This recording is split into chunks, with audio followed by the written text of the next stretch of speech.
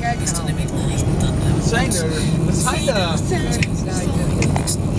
niet doen.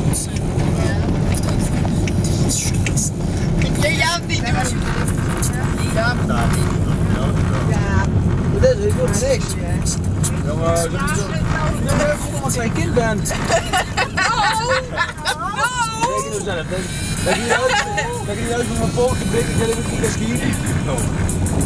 zie je nou, met de blauwe bakjes. Ik ben natuurlijk in staat, maar dan ga ik met naar net.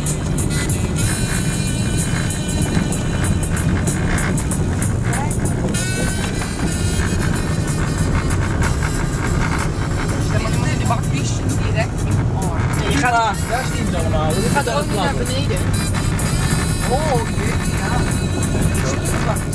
Oh, dat is weer niet dicht doen hier.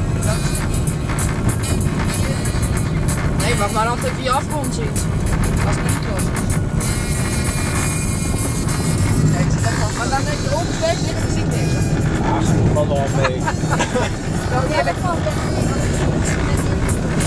Ja, wat is het gaar. Stil eens!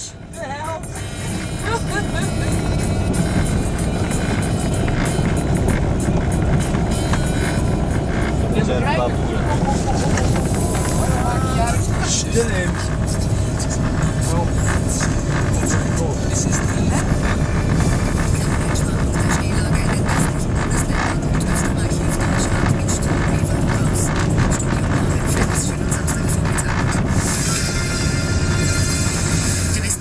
Versinkt im Schnee. Vor allem über die Bundesländer Vorarlberg, Tirol und Salzburg sind enorme Neuschneemengen hereingebrochen.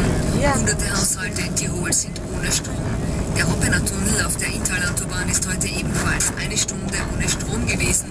Er war für den gesamten Verkehr gesperrt. Bahnverbindungen über den Arlberg sind wegen der Lawinengefahr eingestellt. Insgesamt sitzen derzeit 15.000 Urlauber in Wintersportorten fest. Mit einer Entspannung ist vorerst nicht zu rechnen. Die Kälte macht sich auch beim Strombedarf bemerkbar, aber offenbar haben wir in Österreich mehr als genug jedenfalls, um auch Nachbar Deutschland auszuhelfen. Jürgen Hirschmann hat die Details. Erst im Frühjahr hat Deutschland den großen Schritt zur Energiewende gewagt, weg von Atomstrom hin zu erneuerbaren Energieformen. Und bald ist den Deutschen in der Vorwoche da und dort das Licht beinahe ausgegangen. Grund dafür ist, dass der durch Wind derzeit noch nicht problemlos transportiert werden kann. 2 Tage lang